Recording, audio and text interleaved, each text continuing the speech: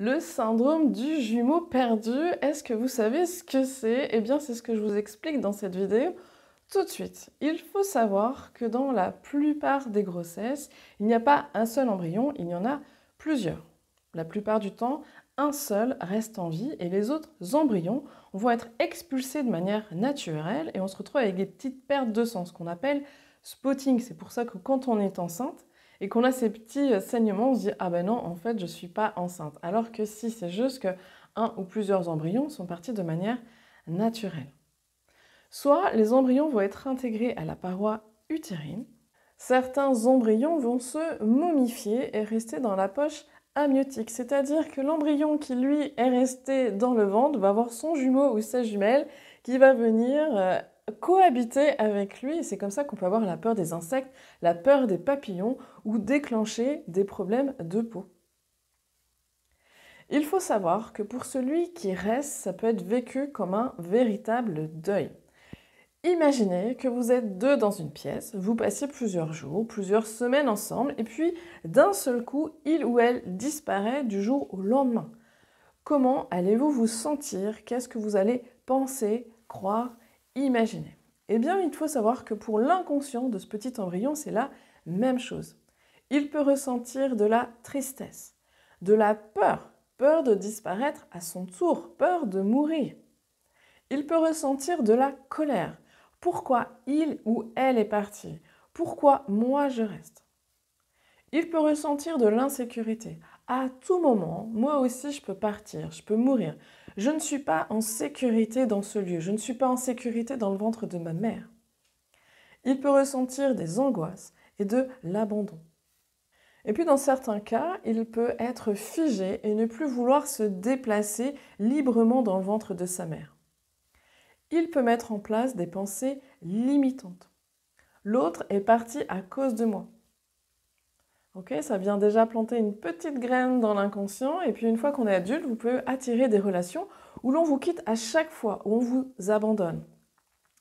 Il peut se mettre en place des pensées comme je ne suis pas assez bien pour l'autre, je suis responsable de la mort de l'autre, je prends trop de place.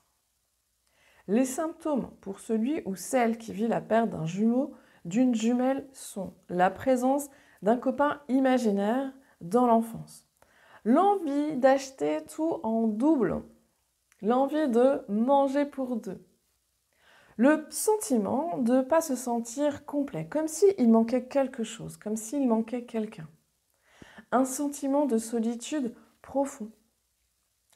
Il peut y avoir aussi l'envie d'une relation complètement exclusive, une peur d'être abandonné, la culpabilité à être en vie, à être heureux, la difficulté à faire des choix, une tendance à la dépression. Alors, comment savoir s'il y a eu un jumeau, une jumelle en début de grossesse? Eh bien, comme je vous le disais en début de vidéo, il peut y avoir des petites taches de sang. Il peut y avoir une échographie qui va montrer plusieurs embryons, puis l'échographie montrant qu'il n'en reste plus qu'un seul. Et puis en séance de kinésiologie, via le test musculaire, ça va nous permettre de savoir si cela a été le cas. Alors, comment l'expliquer à l'enfant, ou peut-être comment rassurer votre enfant intérieur? Eh bien, je vous invite à lui dire, tu sais, au tout début, quand tu étais dans le ventre, eh bien, il est possible qu'avec toi, il y avait un jumeau, il y avait une jumelle, et ce dernier ou cette dernière n'est pas resté vivant, et a quitté le ventre et est décédé. C'est pas de ta faute, c'est pas de la faute de maman, c'est pas de la faute de papa, c'est juste que des fois, en tout début de grossesse, le début de bébé ne peut ne pas rester en vie. En aucun cas, c'est de ta faute. J'aime bien rajouter qu'il ou elle était là en début de grossesse pour s'assurer que tout allait bien et rassurer l'enfant qui reste en lui disant s'il il ou elle est parti, c'est qu'il savait ou elle savait que tu pourrais continuer le chemin toute seule ou tout seul. Tu n'es pas responsable de son départ, il ou elle n'est pas parti à cause de toi. Tu as pleinement le droit de vivre, tu as pleinement le droit de prendre ta place. Ça n'a rien à voir avec toi.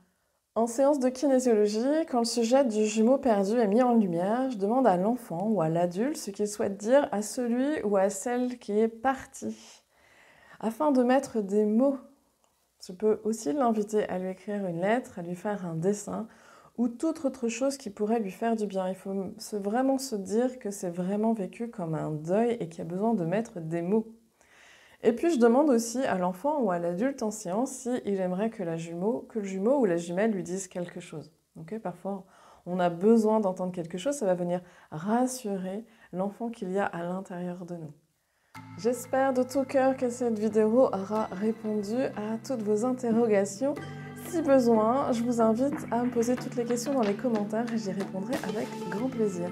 D'ici là, je vous souhaite une lumineuse journée et je vous dis à très bientôt.